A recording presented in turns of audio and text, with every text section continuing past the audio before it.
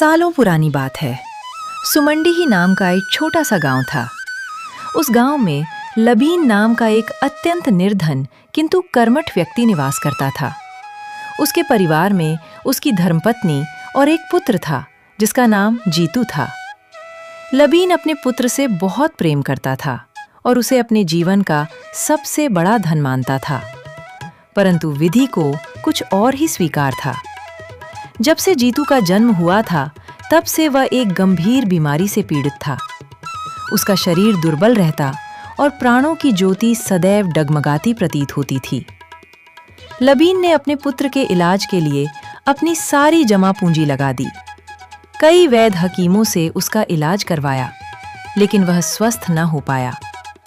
अब लबीन ने अपने बेटे के इलाज के लिए लोगों से पैसे उधार लेना भी शुरू कर दिया था, किंतु दुर्भाग्य को कौन टाल सकता है।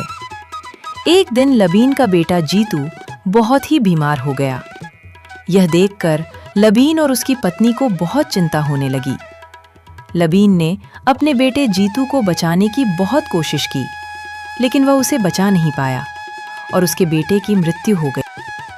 अब तो लबीन और उसकी पत्नी बहुत ही दुखी रहने लगे। एक तो उन्हें बेटे के जाने का गम था, दूसरा लोगों से जो पैसे उधार लिए थे उसे किस तरह चुकाएंगे। इस बात की चिंता उन्हें सताई जा रही थी। उसी गांव में नरेंद्र नाम का एक प्रतिष्ठित पुरुष रहता था, जो उस गांव का मुखिया था।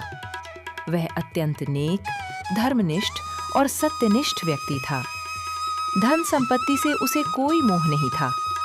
उसे गर्व केवल इस बात का था कि गांव वाले उसका बहुत सम्मान करते थे। लबीन का घर मुखिया के घर के सामने ही था। जब नरेंद्र ने लबीन की दयनीय अवस्था देखी तो उसका हृदय करुणा से भर उठा। उसने गांव वालों से कहा कि हमें लबीन की कुछ मदद करनी चाहिए। हमें कुछ चंदा इकट्ठा करके लबीन को देना चाहिए, ताकि उसके जीवन में कोई सुधार हो सके।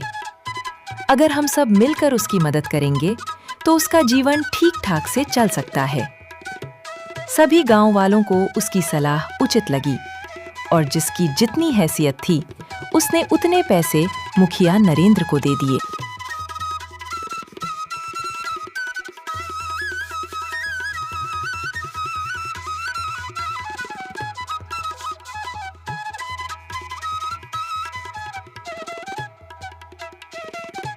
संत ने कहा, सुनाने को तो बहुत कुछ है, किंतु प्रत्येक ज्ञान का मूल्य होता है।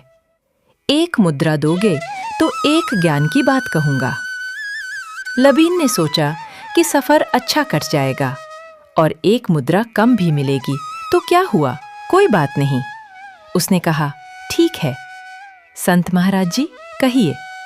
संत ने कहा, अपने मन की कोई गुप्त बात या ऐसा रहस्य जिसे तुम छिपाकर रखना चाहते हो, उसे कभी भी अपनी पत्नी को नहीं बताना। लबीन ने कहा, ठीक है संत महाराज जी, अब आगे कहिए। संत बोला, बात समाप्त हुई। यदि आगे सुनना है तो एक मुद्रा और लगेगी।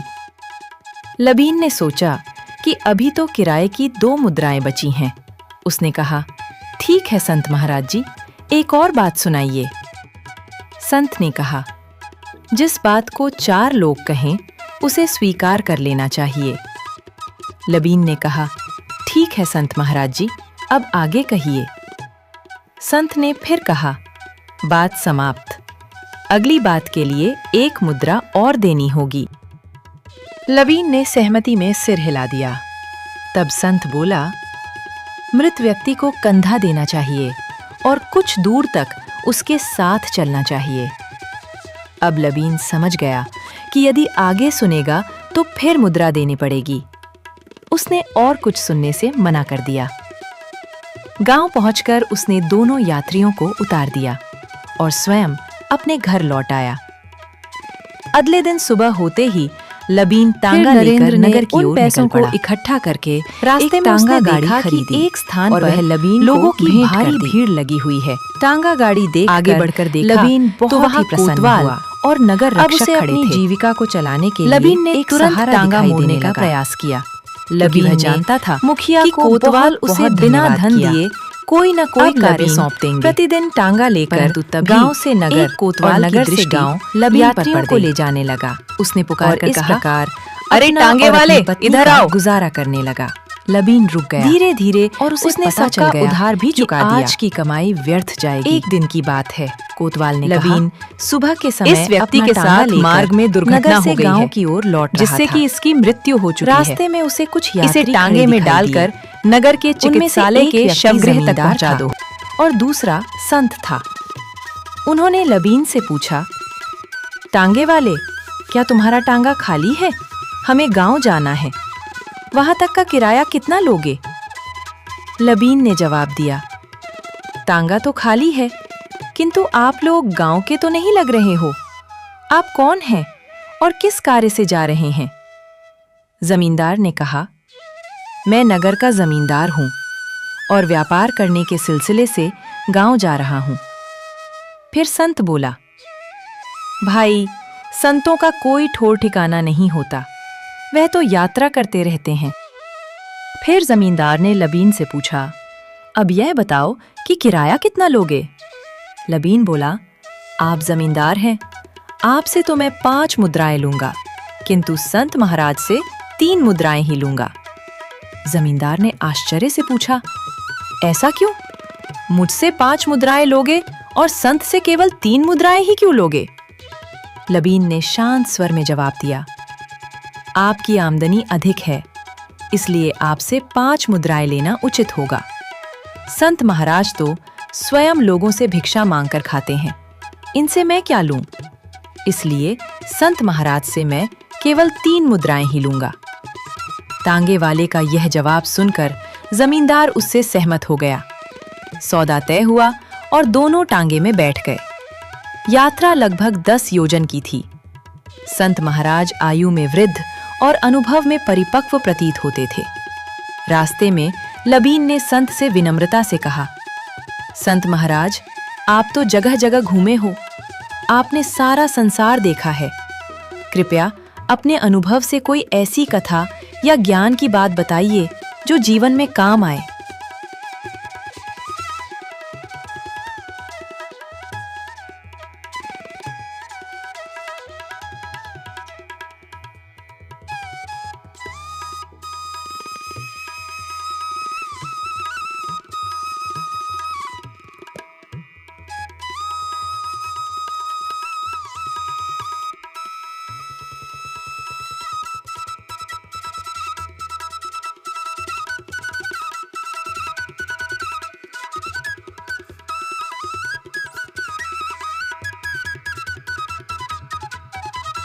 लबिन ने अनेक बहाने बनाए, किंतु कोतवाल ने उसे डांट दिया।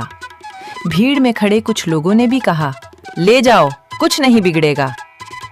लबिन के मन में भय था कि कहीं ये राजकीय मामला उसके लिए विपत्ति न बन जाए।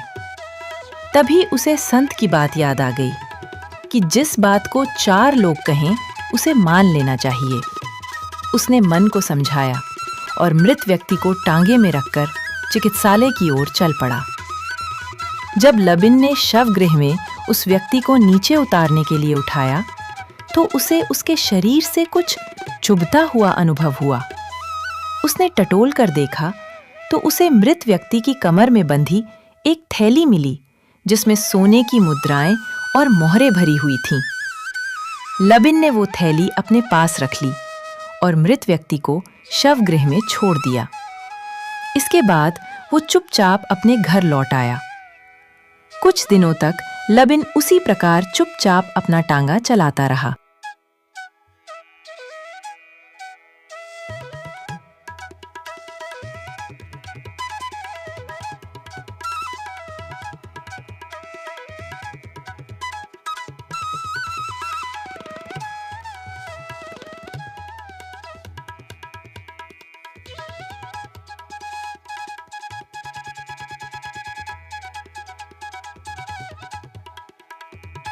मुझे ही कुछ करना पड़ेगा। अगले दिन जैसे ही लबिन टांगा लेकर घर से निकला, नरेंद्र की पत्नी तुरंत लबीन की पत्नी के पास जा पहुंची और उसकी झूठी तारीफ करके उसे रिझाने की कोशिश करने लगी। कहने लगी, बहन, तुम्हारे झुमके तो बहुत अच्छे हैं, तुम्हारे गले का हार बहुत सुंदर लग रहा है, और तुम्हारी साड़ी की तो बात ही क्या कहनी। इतनी तारीफ सुनकर लबीन की पत्नी फूली नहीं समा रही थी। बस फिर क्या था, उसने पूर्व मुखिया की पत्नी को बिठाया और कहने लगी, बैठो बहन, तुम तो दिखाई ही नहीं देती हो, ये घर तो तुम्हारा भी है, आती रहा करो। फिर वह उसके लिए दूध ले आई। दोनों दूध पीते हुए बातें करने लगी। कुछ देर बाद नरेंद्र की पत्नी बोली, बहन, यदि बुरा ना मानो तो एक बात पूछूं? लबीन की पत्नी ने कहा, अपनों की बातों का भी कोई बुरा मानता है क्या? तब वह बोली, तुम्हारे पास सब सुख हैं, बस एक बात की कमी है। क्या तुम्हारे पति तुम्हें नहीं बताते कि वह क्या करते हैं, कितना धन कमाते हैं और धन कहाँ रखते हैं? मेरे पति तो मुझसे पूछे बिना कोई काम नहीं करते। लबीन की पत्नी ने सहज भाव से कहा, चिंता मत करो बहन, आज से मेरे पति भी मुझे सब बताया करेंगे। इस प्रकार लबीन की पत्नी को भड़काकर वो अपने घर लौट गईं। शाम को जब लबीन टांगा चलाकर घर लौटा तो उसने देखा कि उसकी पत्नी ने आज भोजन नहीं बनाया था। वह क्रोध से भरी हुई एक ओर बैठी उसकी प्रतीक्षा कर रही थी। उसके चेहरे के भाव देखकर लबीन समझ गया कि आज अवश्य ही कोई बात हुई है। लबीन ने सहज स्वर में पूछा, क्या बात है, तुम्हारी तबीयत तो ठीक है ना? उसकी पत्नी कटु स्वर में बोली, मेरी तबीयत बिल्कुल ठीक है। क्या तुम्हें मेरी परवाह भी है जो मेरी तबीयत पूछ रहे हो? अब लबीन का संदेह और गहरा हो गया। उसने कहा, ऐसी बात क्यों कह रही हो? बताओ तो सही, क्या हुआ है? पत्नी बोली, तुमने आज तक मुझे ये नहीं बताया कि तुम्हारे पास इतना धन कहाँ से आया जिससे ये पक्का घर बना और मैं इतने आभूषण पहनने लगी। तुम टांगा चलाने के अतिरिक्त और क्या कार्य करते हो? अब स्वामी को पूरा विश्वास हो गया कि किसी ने उसकी पत्नी के मन में यह विष घोला है। उसे संत की वह सीख याद आ गई कि मन की गुप्त बात पत्नी से भी नहीं कहनी चाहिए। वह शांत स्वर में बोला, पूछो जो पूछना चाहती हो। पत्नी ने कहा, सबसे पहले यह बताओ कि यह सारा धन तुमने कहाँ से पाया? लबीन समझ गया कि यह अवश्य ही पूर्व मुखिया की पत्नी की चाल है। उसने अपनी पत्नी से कहा, मैं तुमसे बहुत प्रेम करता हूँ और तुम्हें कभी दुखी नहीं देखना चाहता। इसी कारण मैंने अपने कार्यों के विषय में तुम्हें कुछ नहीं बताया। यदि तुम उन्हें जानोगी तो दुखी हो जाओगी। उसने आगे कहा, अब जब तुमने हटकर ही ली है तो सुनो, किंतु यह बात किसी को मत बताना। फिर लबीन बोला, जब मैं सुबह टांगा लेकर नगर जाता हूँ तो नगर द्वार के समीप एक व्यक्ति बैठता है जो एक मुद्रा देकर एक जूता मारता है। वहां नगर के बड़े बड़े धनी लोग आते हैं। लंबी पंक्ति लगी रहती है। मैं भी उसी पंक्ति में लग जाता हूँ और उस व्यक्ति से 50 जूते लगवाता हूँ। फिर थोड़ी देर विश्राम करता हूँ और दोबारा पंक्ति में लगकर 50 जूते और लगवाता हूँ। इस प्रकार मैं प्रतिदिन 500 मुद्राएं अर्जित करता हूँ।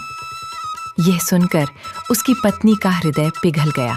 वह प्रतिदिन मन ही नगर से गांव और गांव से नगर यात्रियों को ले जाता और वह व्यर्थ ही तथा अपनी पत्नी की आजीविका चलाता उसने रहा। सोचा कि वह जानता अपने पति का कि यदि उसने उस धन का खुलकर उपयोग अगली सुबह जैसे ही गांव वालों लबीन टांगा लेकर घर से निकला, इतने कम समय में तुरंत उसके पास इतना धन के पास से आया और उसे सारी समय पहले ही तो वह लोगों से उधार मांग रहा था। मेरे पति भी अब मुझसे कुछ नहीं छिपाते। पत्नी को भी नहीं बताई। पूर्व मुखिया की पत्नी यही सुनकर पहली सीख अब उसे पूरी तरह तो बहुत सौभाग्यशाली होती हुई दिखाई दे रही थी। शाम को जब नरेंद्र घर लौटा बीतता गया तो उसकी पत्नी ने तुरंत उसे सारी बात बता दी। संत ने अपनी झोपड़ी के स्थान पर लबीन एक बार में और 50 घर बनवाया है और उसमें तुम तो उससे अधिक के साथ सुख तुम 100 जूते भी सह सकते हो। इधर गांव में मुखिया नरेंद्र के स्थान पर बन जाएंगे। अब कोई दूसरा व्यक्ति मुखिया बन चुका था।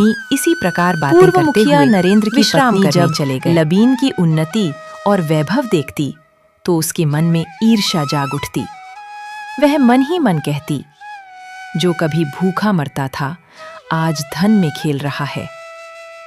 लबीन का घर इतना भव्य बन गया था कि आसपास वैसा कोई दूसरा घर नहीं था। नरेंद्र की पत्नी प्रतिदिन अपने पति को ताने देने लगी। वह कहती, तुम्हारी ईमानदारी का मैं क्या करूं? क्या उसे चाटूं या उससे आभूषण बनवाऊं? उधर देखो, लबीन की पत्नी प्रतिदिन नए नए गहने पहनती है और उसका घर देखो कितना भव्य है। पूरे गांव में ऐसा घर किसी के पास नहीं होगा। 2 वर्ष पहले तो वे भूखे मर रहे थे। पत्नी के इन तानों का प्रभाव धीरे धीरे नरेंद्र के मन पर भी पड़ने लगा। वह सोचने लगा कि अवश्य ही कोई रहस्य। एक दिन पत्नी के कहने पर नरेंद्र लबीन के पीछे पीछे नगर भी गया और उस पर दृष्टि रखी, मगर उसे कुछ भी समझ नहीं आया। जब वह घर लौटा तो उसकी पत्नी ने पूछा, क्या कुछ पता चला कि लबीन इतने पैसे कैसे कमा रहा है? नरेंद्र ने कहा, मुझे तो कुछ भी समझ नहीं आया। मैंने तो उसे इतने पैसे कमाते हुए भी नहीं देखा। वह तो बस 2-4 सवारी गांव से शहर को ले जाता है और 2-4 सवारी शहर से गांव को ले आता है। यह सुनकर उसकी पत्नी गुस्से से लाल पीली हो गई और कहने लगी, तुम तो बस गांव के 4 लोगों के साथ बैठकर हुक्का पीते रहो। और मन ही मन सोचा कि यह व्यक्ति तो पागल लगता है, ऐसे जाने वाला नहीं है। सिपाही ने कहा, वह व्यक्ति तो यहीं सामने बैठता था, किंतु आज उसने जूते मारने के भाव कम कर दिए हैं, इसलिए ग्राहक लौट गए हैं। नरेंद्र ने उत्सुकता से पूछा, आज भाव कितने कम हो गए हैं? सिपाही बोला, आज वह 1 मुद्रा में 5 जूते मार रहा है। ग्राहक कम थे, इसलिए वह यह काम मुझे सौंप गया है। नरेंद्र ने मन ही मन सोचा कि गांव से नगर आने जाने में 2 मुद्राएं तो वैसे ही खर्च हो गई हैं। कम से कम इतना तो कर ही लूं कि यात्रा का मूल्य वसूल हो जाए। उसने सिपाही से कहा, तो ठीक है, तुम मुझे 2 मुद्राओं के जूते मार दो। सिपाही ने तुरंत अपना बड़ा और भारी जूता निकाला और पूरी शक्ति से नरेंद्र के सिर पर दे मारा। जूते की चोट लगते ही नरेंद्र को चक्कर आ गया, किंतु वह अपने मन में धन की कल्पना की हुए था, इसलिए बोला, जल्दी करो और भी जूते मारो। सिपाही ने एक के बाद एक करके पूरे 10 जूते मार दिए। नरेंद्र असहनीय पीड़ा के कारण भूमि पर गिर पड़ा और बेहोश हो गया। सिपाही ने जल्द ही उसके मुंह पर पानी के छींटे मारे, तब उसे होश आया। नरेंद्र करहते हुए बोला, अब मुझे मेरी मुद्राएं दे दो। सिपाही ने कहा, वो व्यक्ति कह गया है कि मुद्राएं कल आकर ले जाना।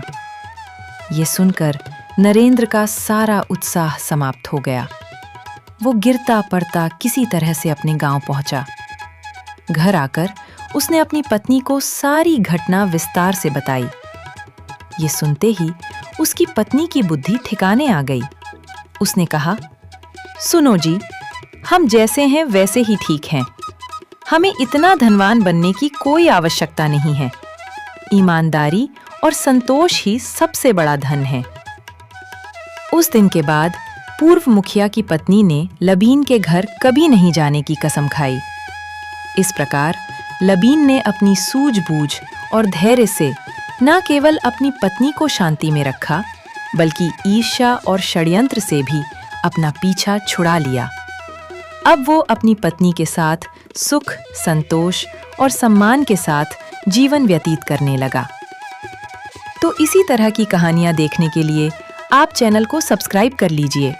वीडियो अच्छी लगे तो उसे लाइक कीजिए।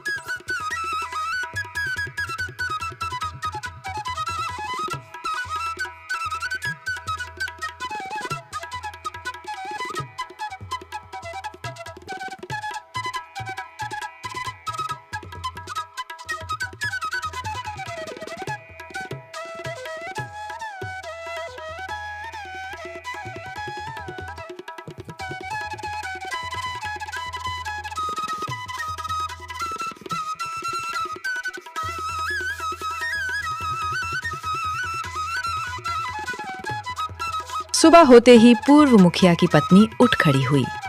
उसने अपने पति के लिए प्रेम पूर्वक भोजन तैयार किया और कुछ रोटियां वस्त्र में बांधकर उसके हाथ में देते हुए बोली, आज तुम स्वयं नगर जाकर देखो कि लबीन कहाँ जाता है और किस प्रकार धन कमाता है। पत्नी की बातों से उत्साहित होकर नरेंद्र नगर की ओर चल पड़ा। वो बाजार खुलने से पहले ही नगर पहुंच गया और नगर कोतवाली के समीप आकर उस व्यक्ति को खोजने लगा जो मुद्रा देकर जूते मारता था। उसके मन में ये भय भी था कि कहीं वो देर से पहुंचा और पंक्ति लंबी हो गई तो अवसर हाथ से निकल जाएगा। वो बार बार कोतवाली की दीवार के ऊपर से झांककर भीतर देखने लगा। कोतवाली में खड़े एक सिपाही को उस पर संदेह हो गया। उसने उसे बुलाकर पूछा, तुम बार बार भीतर क्यों झांक रहे हो? क्या कारण है? नरेंद्र ने उत्तर दिया, मैं पास के गांव का पूर्व मुखिया हूं। मैंने सुना है कि यहाँ एक व्यक्ति मुद्रा देकर जूते मारता है। मैं भी उसी के पास जूते लगवाने आया हूँ।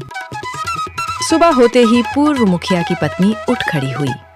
उसने अपने पति के लिए प्रेम पूर्वक भोजन तैयार किया और कुछ रोटियां वस्त्र में बांधकर उसके हाथ में देते हुए बोली, आज तुम स्वयं नगर जाकर देखो कि लबीन कहाँ जाता है और किस प्रकार धन कमाता है। पत्नी की बातों से उत्साहित होकर नरेंद्र नगर की ओर चल पड़ा। वो बाजार खुलने से पहले ही नगर पहुंच गया और नगर कोतवाली के समीप आकर उस व्यक्ति को खोजने लगा जो मुद्रा देकर जूते मारता था। उसके मन में ये भय भी था कि कहीं वो देर से पहुंचा और पंक्ति लंबी हो गई तो अवसर हाथ से निकल जाएगा।